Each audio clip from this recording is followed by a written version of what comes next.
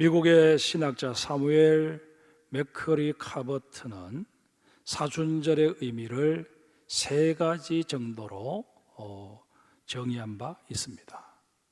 첫째는 셀프 익제미네이션, 자기 점검의 시간입니다.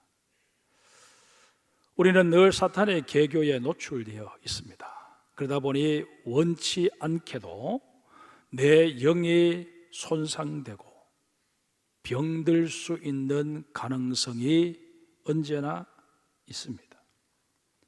그러기에 우리는 내 이 육신을 위해서 정기적으로 건강검진을 하듯이 내가 타고 다니는 자동차의 안전을 위해서 정기적으로 점검을 하듯이 우리의 영혼의 상태를 다시 한번 점검해 볼 수 있도록 하나님이 매년 사순절 기간을 주신다, 그렇게 받아들일 수 있어야 한다 하는 것입니다. 두 번째는 셀프 디스플린, 자기 훈련의 기간입니다. 성경은 우리 그리스도인들을 군사에 비유하기도 하고 운동선수에 비유하기도 합니다. 군사의 경우 언제 발발할지 모르는 전쟁에 대비해서 복무기간 동안 끊임없이 반복해서 훈련을 받습니다. 군대에서 귀에 못이 박히도록 들었던 말 가운데 하나가 훈련 시 흘린 땀 한 방울이 실전에서 피 한 방울을 대신한다 하는 말이었습니다. 운동선수도 마찬가지입니다. 운동선수들은 시합이 없는 동절기에도 체력 단련을 위해서 많은 훈련을 받습니다. 그 동계 훈련을 얼마나 열심히 했느냐에 따라서 시즌 내내 부상 없이 좋은 성적을 올릴 수 있는 가능성이 높아지기 때문에 그렇게 하는 것입니다. 사탄과 벌이는 우리의 영적인 전쟁도 몇 년, 몇 개월 그렇게 치르고 말 수 있는 것이 아니라 나의 전 생애를 통해서 치러야 할 장기전입니다. 그러다 보니 어쩔 수 없이 체력전이 될 수밖에 없습니다. 여기서 말하는 체력은 영적인 체력입니다. 그러기에 우리는 이 사순절 기간을 통해서 나의 영적인 체력을 보강할 뿐만 아니라 영적인 내공을 다질 수 있는 그런 시간으로 삼을 수 있어야 할 것입니다. 세 번째는 셀프 커미트먼트, 자기 헌신의 시간입니다. 로마서 12장 1절에 보면 그러므로 형제들아 내가 하나님의 모든 자비하심으로 너희를 권하노니 너희 몸을 하나님이 기뻐하시는 거룩한 산 제물로 드리라, 이는 너희가 되니라 라고 말씀하십니다. 하나님께 자신을 온전히 내어드리지 못하는 신앙은 결코 성장이나 성숙을 기대할 수가 없습니다. 또한 건강한 교회는 하나님께 자기 자신을 내어드리는 그런 헌신자들의 수가 점점 늘어나게 되어 있습니다. 이런 의미에서 이번에 이 사순절 기간을 통해서 여러분 개개인은 물론이거니와 우리 교회적으로도 헌신을 결단함으로 영적인 성숙과 성장을 이루어내는 우리 모두가 되어야 할 것입니다. 그런데 자기 점검, 자기 훈련, 그리고 자기 헌신의 기회를 가져야 하는 이 사순절 절기에 우리가 다시 한번 들어야 할 하나님의 말씀, 성경 구절들이 여러 곳 있습니다. 그 가운데 하나가 바로 오늘 본문입니다. 우리가 이 사순절 기간에 자신을 점검하고 혹 부족한 부분이 있으면 자기 훈련을 통해서 보완하고, 그래서 마침내 자기 자신을 하나님 앞에 온전히 산 제물로 내어드려야 하는 이유가 무엇일까요? 오늘 본문을 찬찬히 읽으며 묵상해 보면 적어도 한 3가지 정도의 이유를 발견할 수 있습니다. 그 첫 번째가 우리 그리스도인들은 본이 되는 삶을 살아야 하기 때문이라는 것입니다. 본문 17절을 보십시다. 형제들아, 너희는 나와 함께 나를 본받으라. 그리고 너희가 우리를 본받은 것처럼 그와 같이 행하는 자들을 눈여겨보라. 오늘 남성교회 주일입니다만 우리 남자 성도들은 거의 대부분 다 군대를 다녀오셨을 것입니다. 군대에 가면 시범 조교들이 있습니다. 사회생활하면서 한 번도 해본 적이 없는 그런 행동들, 제식 훈련은 물론이고 총검술, 도수체조, 이런 것들 한 번도 해본 적이 없기 때문에, 또 태권도도 한 사람도 있지만 태권도도 아예 사회에 있을 때는 해보지 않은 사람들, 군대 가면 무조건 태권도를 해야 되지 않습니까? 그러면 이제 그 동작을 따라하기 위해서 조교들이 나와서 시범을 보이는데, 그 동작이 얼마나 절도 있고 정말 아주 훈련이 잘 되어 있는 그런 모습을 보게 됩니다.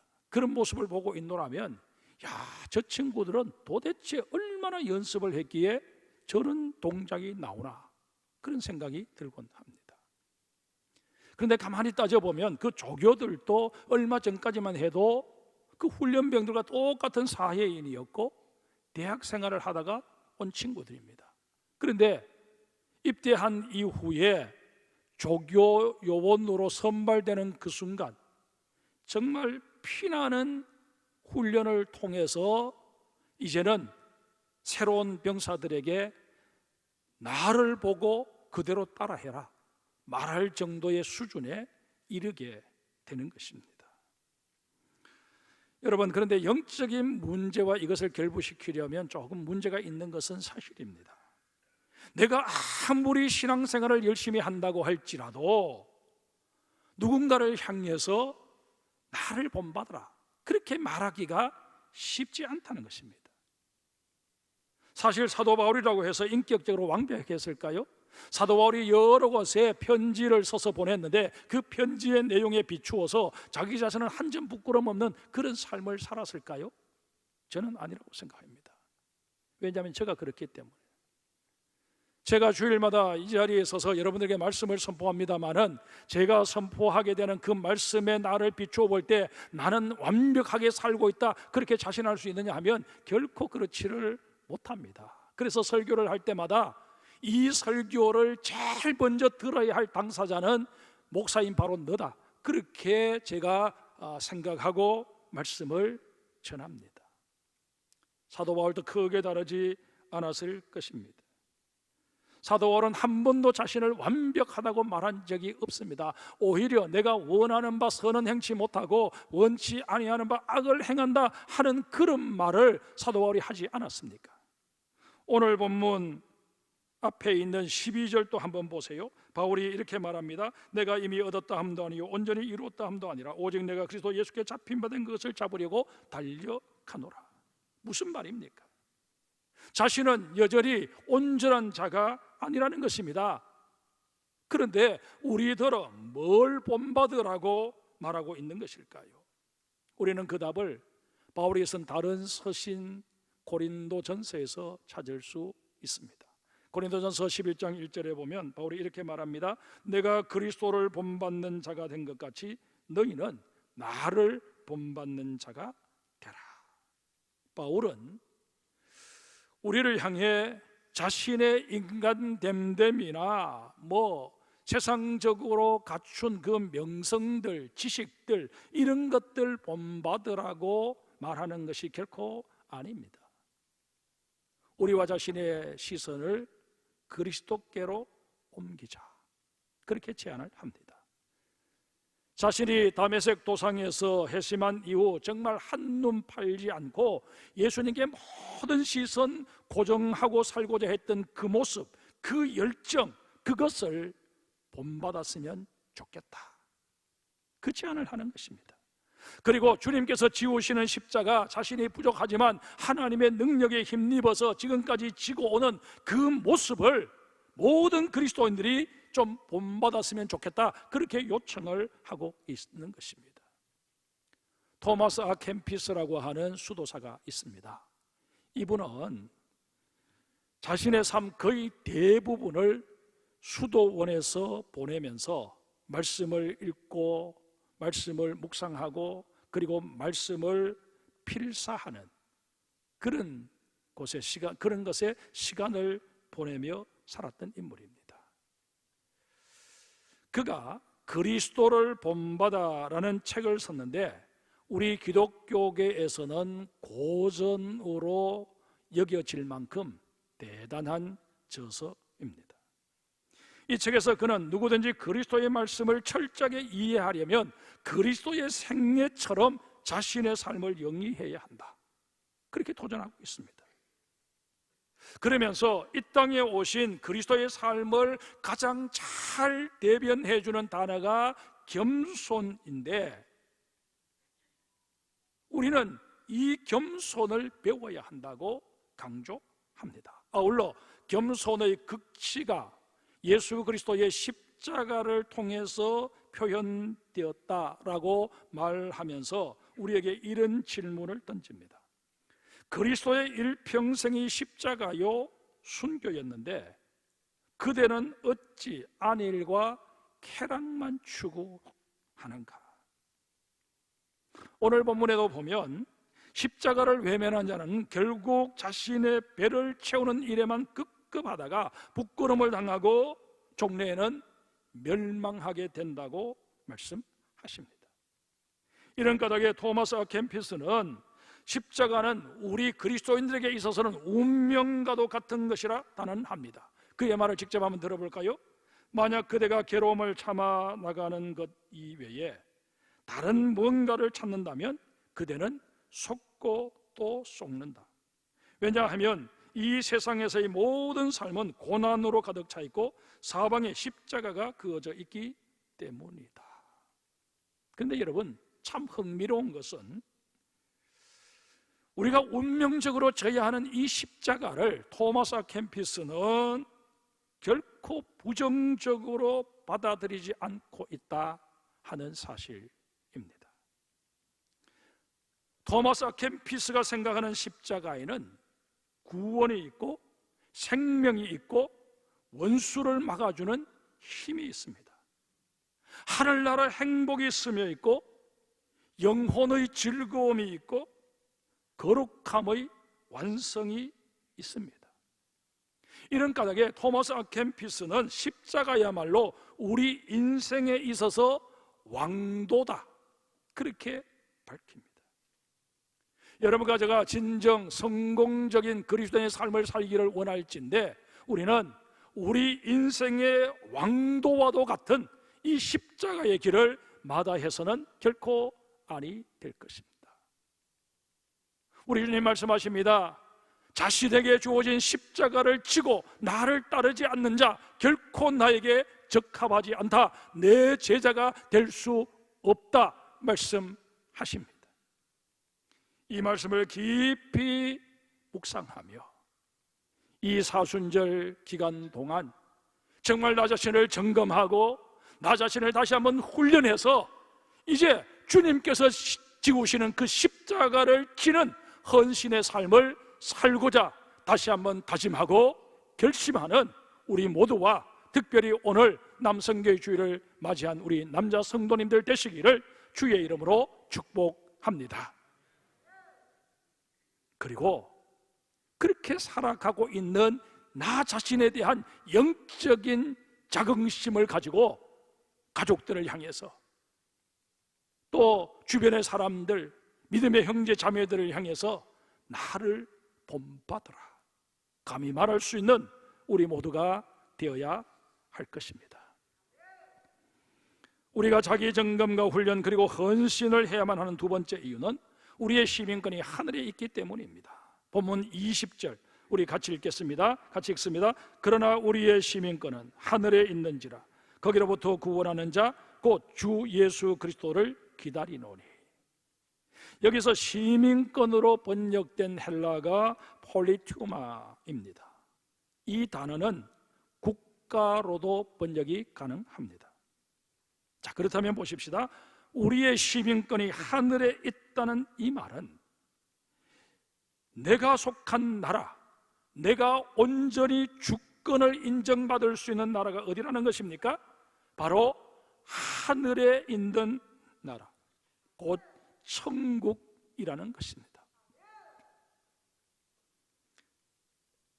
그런데 바울이 여기서 굳이 폴리투마, 시민권이라는 이 단어를 사용한 이유가 있다는 것입니다.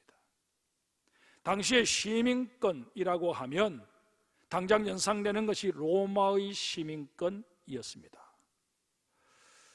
로마의 시민권은 아무에게나 주어지는 것이 아니었습니다. 로마에 산다고 해서, 또 로마의 지배하에 있는 나라가 되었다고 해서 로마의 시민권이 주어지는 것 아니었습니다. 당시 로마에 살고 있는 사람들의 절반 이상은 노예 신분이었습니다. 전쟁에 패해서 노예가 되었든지 아니면 돈에 팔려서 노예가 되었든지, 그렇게 귀족들 집에 또 부잣집에 그렇게 종으로 살아갔는데, 이런 사람들에게는 그 어떤 경우에도 이 로마의 시민권이 주어지지 않았습니다. 그런가 하면 이 나머지 절반, 노예를 제외한 나머지 절반 중에서도 다 로마의 시민권을 가진 것이 아니고 그 가운데 또 한 반 정도만 시민권을 가졌다고 합니다. 기록에 의하면 그 당시에 왕족, 귀족 이런 사람들에게 로마의 시민권이 부여되었고, 군인으로 가서 21년 이상 근무를 한 사람들에게만 로마의 시민권이 주어졌다는 것입니다. 간혹 엄청난 돈을 황실에 기부하는 이방인들에게도 로마의 시민권이 주어지는 경우가 있었다고 하는데, 바울의 아버지가 바로 그런 케이스였습니다. 아무튼 로마의 시민권을 소유하게 될 경우 누리게 되는 특권은 엄청났습니다. 아무리 현행범이라 할지라도 로마의 시민임이 밝혀지게 되면 그 사람을 포승줄로 포박을 한다거나 재판 없이 매질을 하는 일은 불가능했습니다. 실수로 시민권자를 죽게 했을 경우 그 사람은 자신의 부모를 살해한 것과 동일한 중죄로 다스렸습니다.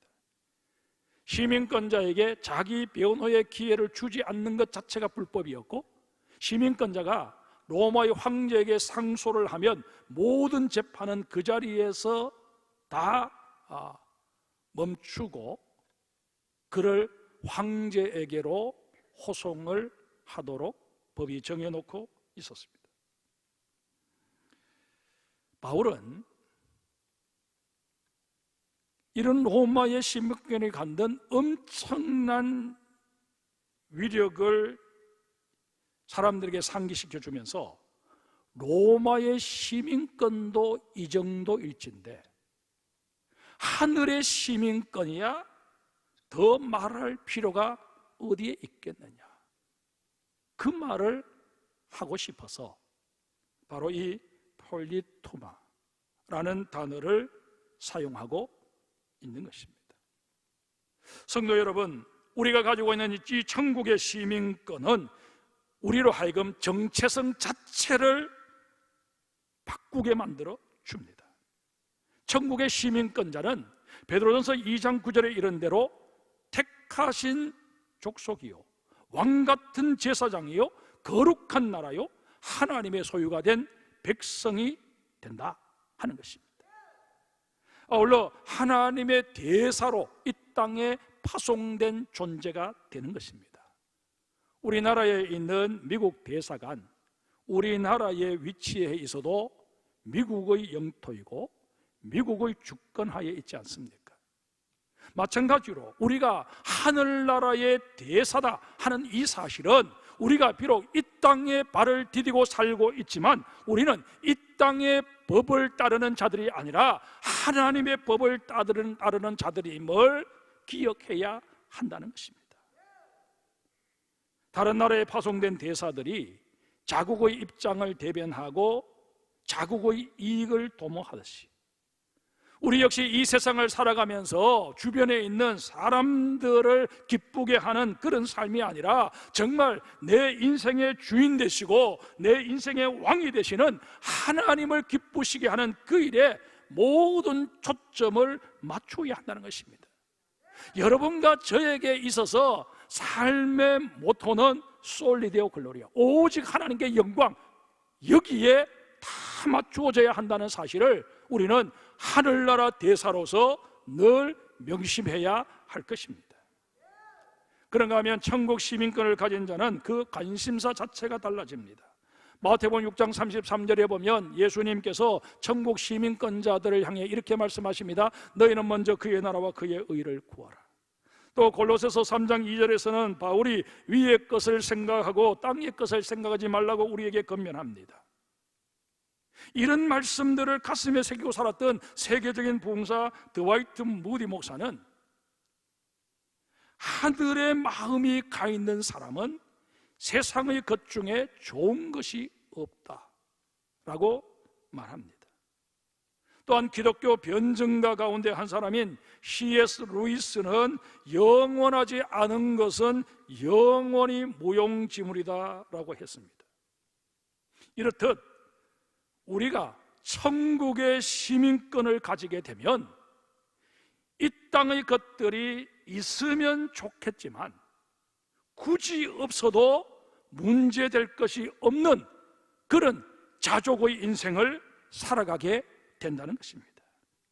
심지어 하나님과의 관계에서 문제를 야기시킬 수 있는 그런 것들이 있다면 그것이 무엇이든 간에 배설물처럼 가감하게 버려버릴 수 있는 영적인 배짱을 가지게 된다는 것입니다.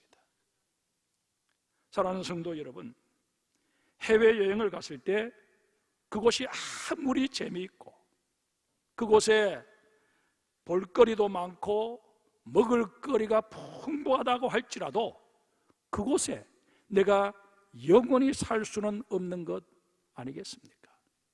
심지어 한 일주일만 지나면 집에 가고 싶다 하는 그런 생각이 들곤 하지 않습니까? 여러분, 이 땅에서의 삶이 아무리 만족스럽다고 할지라도 이곳은 나의 본집이 아닙니다. 여러분과 저의 본향은 저 천국이요, 우리 예수님 약속하신 대로 우리를 위하여 지금도 그곳에 우리를 위한 처소를 마련하고 계십니다. 처소가 마련되면 우리를 그곳으로 불러주시겠다고 주님 분명히 약속하셨습니다. 그러기에 여러분, 우리는 이 땅의 삶에 너무 심취해서는 아니 됩니다. 언젠가는 이곳은 내가 떠나야 할 곳이다, 내가 돌아가야 할 본향은 바로 저 천국이다 하는 그 생각을 가지고 살아가는 여러분과 저가 되어야 할 것입니다. 우리가 자기 점검과 훈련 그리고 헌신을 해야만 하는 세 번째 이유는 영광의 몸을 입을 존재들이기 때문에 그렇습니다. 오늘 보면 21절을 보십시다. 우리 21절 같이 읽겠습니다. 그는 만물을 자기에게 복종하게 하실 수 있는 자의 역사로 우리의 낮은 몸을 자기 영광의 몸의 형체와 같이 변하게 하시리라. 여러분, 우리가 살면서 자꾸 낙심하게 되는 이유가 어디에 있습니까? 우리가 입고 있는 이 육신이 너무 연약하기 때문입니다. 이 육신의 연약함에 또한 우리는 너무 연연한다는 거예요. 사실 누구나 나이가 들면 이런저런 질병에 노출되게 되어 있습니다. 신체의 기능도 약해지게 되어 있습니다. 관절들도 다 약해지게 되어 있고 거동하는 데 있어서도 그만큼 동작이 느려질 수밖에 없습니다. 사정이 이렇다 보니 연세가 드시면 자꾸 마음이 약해지십니다. 게다가 내 인생이 이제 얼마 남지 않았다 하는 조바심 때문에 지극히 사소한 유혹에도 쉬 허물어져 버릴 가능성이 높습니다. 그 대표적인 예가 연세 들면 섭섭병에 걸리는 것입니다. 옛날에는 대수롭지 않게 다 넘겨버렸던 일들도 연세가 드시면 그것 소화해내지 못해서 마음에 병이 되고 저놈 내가 어떻게 키웠는데 저럴 수 있냐, 지 마누라 얘기만 듣고 저놈이 저런다고 그러면서 괜히 애꿎은 며느리를 그냥 못 잡아먹어서 이렇게 트집 잡고 저렇게 트집 잡고 그렇게 된다는 것입니다. 혹 여기 연세 드신 분들 가운데 본인이 좀 그렇고 지금 목사님이 누구 얘기 듣고 우리 며느리 얘기 듣고 지금 내 얘기하고 있나 그런 생각이 드시는 분 계시겠더글라. 아, 내가 늙었구나 그렇게 생각하시면 정확한 진단입니다. 근데 여러분 더 심각한 것은 이런 자신을 보면서 우리가 어떤 생각을 하느냐, 이런 나에게도 소망이 있을까, 이런 나에게도 하나님께서 저 천국의 자리를 마련해 놓고 계실까, 내가 구원받은 존재일까, 이런 영적인 의구심이 자꾸 든다는 것입니다. 그런데 여러분, 우리의 이런 연약함을 하나님이 아실까요? 모르실까요? 다 알고 계십니다. 우리의 연약함을 하나님 너무나 잘 아셨기 때문에 예수님을 이 땅에 보내실 때 정말 연약한 모습으로 내놓을 것 아무것도 없는 그런 모습으로 이 땅에 보내셨습니다. 이 땅에 오신 예수님, 이사야 선지자 이렇게 묘사합니다. 그는 주 앞에서 자라나기를 연한 순 같고 마른 땅에서 나온 뿌리 같아서 고운 모양도 없고 풍채도 없은즉 우리가 보기에 흠모할 만한 아름다운 것이 없도다. 그는 멸시를 받아 사람에게 버림받았으며 강고를 많이 겪었으며 질고를 아는 자라. 마치 사람들이 그에게서 얼굴을 가리는 것 같이 멸시를 당하였고 우리도 그를 귀히 여기지 아니하였도다. 예수님께서는 우리가 보기에도 무시해도 좋을 정도로 비천한 모습으로 이 땅에 오셨습니다. 예수님 목수의 아들로 태어나지 않으셨습니까? 그 당시 목수들 다 천대받던, 다 천시하던 그런 직업이었습니다. 예수님 나시기는 베들레헴에 나셨지만 자라기는 나사렛이라고 하는 자기 고향에서 자라지 않으셨습니까? 나사렛이라고 하는 동네는 로마 군인들이 주둔해 있던 곳과 가깝다는 이유로 다른 유대인들이 반 이방인 취급을 했던 그런 동네입니다. 이렇게 볼 때 예수님은 정말 내세울 게 전혀 없는 그런 배경을 가지고 계셨습니다. 우리와 비교해서 나은 게 아무것도 없으셨습니다. 그런데 보세요, 그 예수님 십자가를 지신 후에 부활하시고 영광의 몸을 입으셨다, 그렇게 바울은 증언합니다. 그러면서 예수님만 부활해 영광의 몸 입은 것으로 끝내지 않으시고 우리를 위해서도 그 영광의 몸을 준비하고 계신다 말씀하고 계십니다. 여기에 우리의 소망이 있습니다. 이런 연고로 바울은 우리에게 어떻게 건면합니까? 오늘 보면 4장 1절 제가 읽겠습니다. 그러므로 나의 사랑하고 사모하는 형제들, 나의 기쁨이요 면류가 아닌 사랑하는 자들아, 이와 같이 주 안에 서라. 자신의 연약함으로 인해 하루에도 수십 번, 수백 번 무너져 내릴 것 같은 절망 속에 살아가는 여러분들을 향해서 주 안에 서라 말씀하십니다. 짓눌러 오는 삶의 무기를 주님의 능력에 힘입어서 이겨내라는 것입니다. 올림픽에서는 쉬 잊을 수 없는 감동적인 일들이 종종 발생합니다. 1996년 애틀랜타 올림픽 마라톤 대회에서 있었던 일도 그 가운데 하나입니다. 이 대회에서는 남아프리카 공화국의 조시아 투간이라고 하는 선수가 2시간 12분 36초의 기록으로 우승을 했습니다. 우리나라 이봉주 선수가 준우승을 했습니다.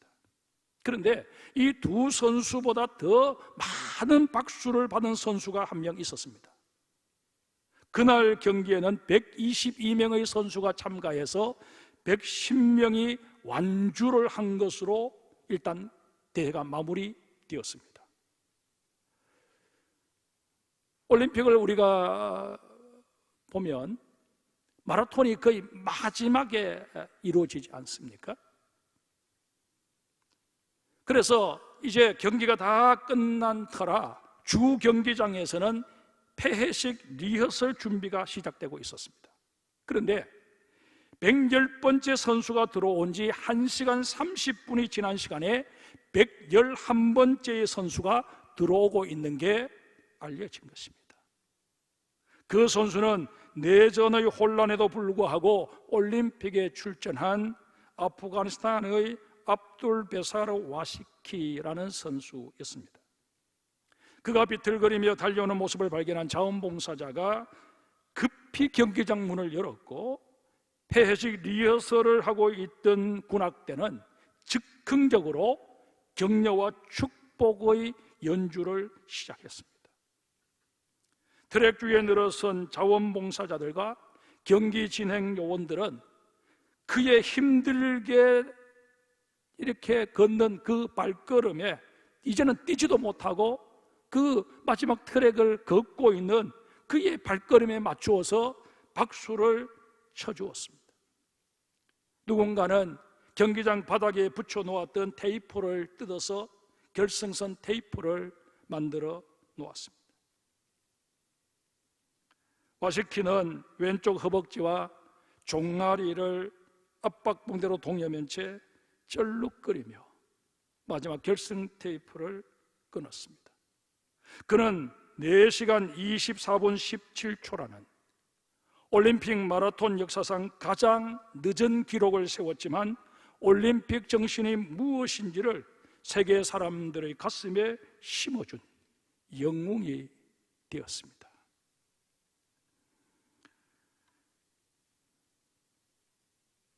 지금 우리가 읽고 있는 유기성 목사님의 예수를 깊이 생각하라라는 책에서 읽은 내용으로 오늘의 말씀을 정리할까 합니다.